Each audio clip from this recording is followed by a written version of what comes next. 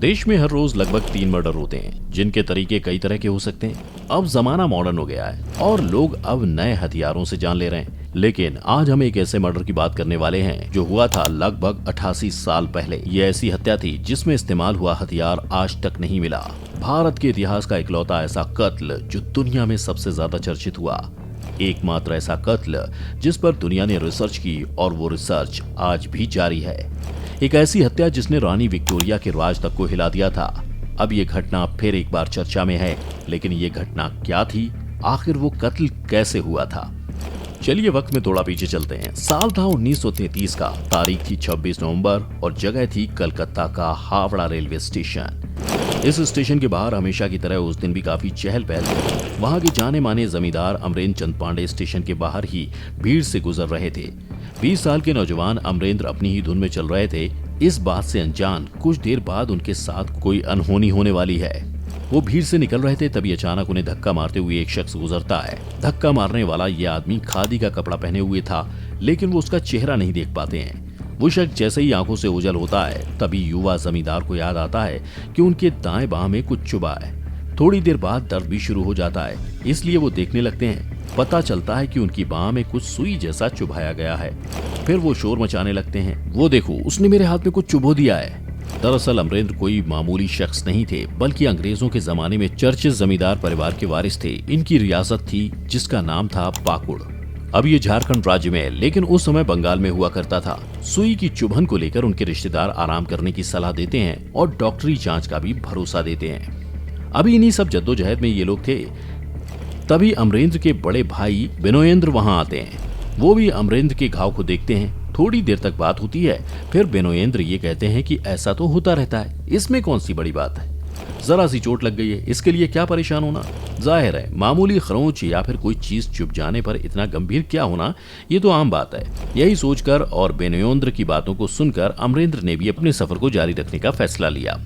इस तरह 2 दिनों तक सब कुछ ठीक चलता रहता है, लेकिन तीसरे दिन अचानक अमरेंद्र को बुखार हो जाता है। बुखार भी हल्का नहीं, बल्कि काफी तेज, ऊपर से काफी बेचैन कर देने वाला। ये देखकर अमरेंद्र खुद परेशान हो जाते हैं और कोलकाता लौट आते हैं। यहाँ इलाज भी शुरू होता है, लेकिन बुखार कम नहीं होता और ना ही बेचैनी, बल्कि परेशानी लगातार बढ़ती जाती है। सांस भी फूलने लगती है। इलाज हो रहा था, लेकिन हालत खराब होती जा रही थी। 3 दिसंबर की रात, यानी घटना के महज 1 हफ्ते बाद ही उन्हें कोमा में रखना पड़ता है। फिर भी तबीयत में सुधार नहीं होता और फिर अगली सुबह वो होता है जिसके बारे में किसी ने सोचा भी नहीं था। 4 दिसंबर की सुबह सबसे युवा जमींदार अमरेंद्र की मौत हो जाती है। अब शुरुआत में डॉक्टरों ने बताया कि अमरेंद्र की मौत निमोनिया की वजह से हुई। फिर भी जांच के लिए उनके खून का सैंपल पहले ही लैब भेजा जा चुका था। मौत के बाद जब उनकी रिपोर्ट सामने आई तो वो बेहद ही चौंकाने वाली थी। उस रिपोर्ट को देखकर जमींदार के परिवार के होश उड़ गए, क्योंकि मेडिकल रिपोर्ट के मुताबिक अमरेंद्र के ब्लड में यर्सिनिया पेस्टिस नामक जानलेवा बैक्टीरिया होने का पता चला था। ये वही बैक्टीरिया यानी जीवाणु था जिसकी वजह से भयानक महामारी प्लेग होती है। लेकिन सवाल ये था कि आखिर ये बैक्टीरिया अमरेंद्र के शरीर में कैसे आया। क्या वही सुई ने ही ये बैक्टीरिया तो नहीं डाला था? लेकिन क्या 1933 में ऐसी तकनीक थी जिससे कोई भी व्यक्ति इस तरह से राह चलते किसी के शरीर में बैक्टीरिया या वायरस की एंट्री करा दे? ऐसे तमाम सवाल थे जो उठ रहे थे। सवाल ये भी था कि प्लेग उन दिनों इतना फैला था, ऐसे में कहीं वही बीमारी तो नहीं हुई, ऐसी बीमारी जो चूहों और कीड़ों से इंसानों में फैलती है। इस महामारी का रौद्र रूप भारत ने 1896 से 1918 के बीच में देखा था। उस दौरान भारत और इसके आसपास के देशों में 1.25 करोड़ से ज्यादा लोगों की प्लेग से मौत हुई थी। इसके बाद साल 1929 से 1938 के बीच में प्लेग से मरने वालों की तादाद 5 लाख थी। लेकिन कलकत्ता में जमींदार अमरेंद्र की जब मौत हुई, उस समय और उससे 3 साल पहले तक प्लेग से उस इलाके में किसी की मौत नहीं हुई थी। ऐसे में सवाल उठ रहा था कि जब इस इलाके में प्लेग से किसी और की जान नहीं गई, तो सिर्फ अमरेंद्र को ही ये बीमारी कैसे हो गई? ये सवाल ऐसे थे जिसके जवाब उस समय की ब्रिटिश पुलिस के पास नहीं थे। इस मामले में मौत की कोई वजह पता नहीं चली तो पुलिस ने छानबीन शुरू की। इस दौरान पता चला कि जमींदार अमरेंद्र के पास अकूत संपत्ति थी, जिस पर काफी पहले से बिनोयेंद्र की टेढ़ी नजर थी। पूछताछ में ये भी पता चला कि कुछ साल पहले भी युवा जमींदार अमरेंद्र के साथ एक हादसा हुआ था, जिसमें चश्मे से उनके चेहरे पर खून निकल आया था, जिसके बाद कई दिनों तक वो बीमार रहे थे। जब ये हादसा हुआ तब बिनोयेंद्र भी वहीं था। ऐसे में शक जताया गया कि कहीं वही वही तो इसके पीछे शामिल नहीं है। इसकी पड़ताल में पुलिस जुटी तो ये भी पता चला कि जिस दिन हावड़ा रेलवे स्टेशन के बाहर भीड़ में अमरेंद्र के हाथ में सुई जैसा कुछ चुभाया गया था, तब कुछ देर बाद अचानक बेनोएंद्र वहां पहुंच आया था। ये वो सवाल थे जो उसे कटघरे में ला रहे थे, लिहाजा पुलिस ने उस पर नजर रखनी शुरू की।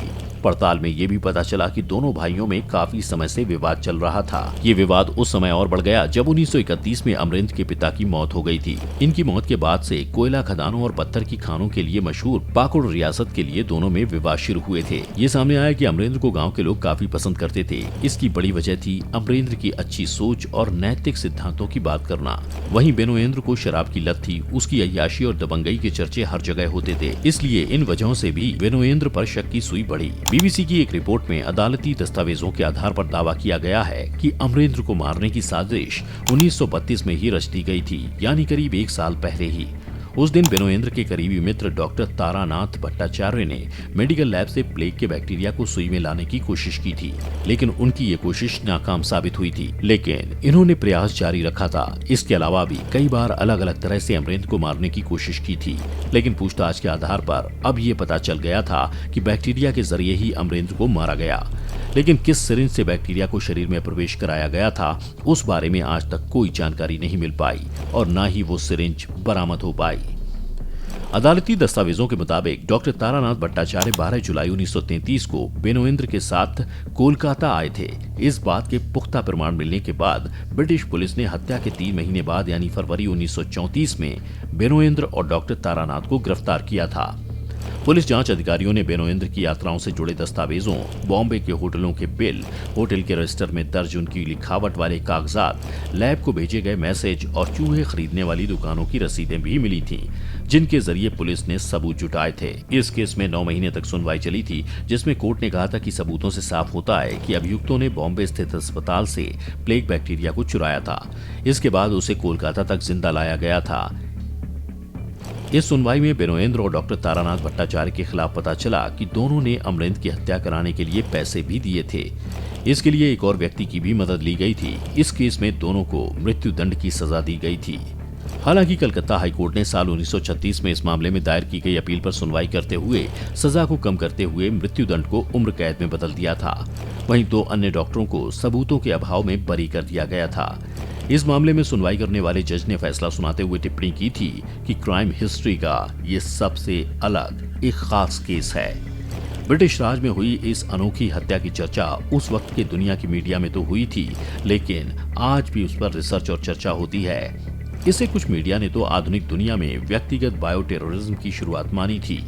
टाइम मैगजीन ने तो इसे जब मर्डर से हुई हत्या करार दिया था। आपको ये कहानी कैसी लगी हमें कमेंट में बताएं। वीडियो पसंद आई हो तो इसे लाइक और शेयर जरूर करें और चैनल को सब्सक्राइब करना ना भूलें।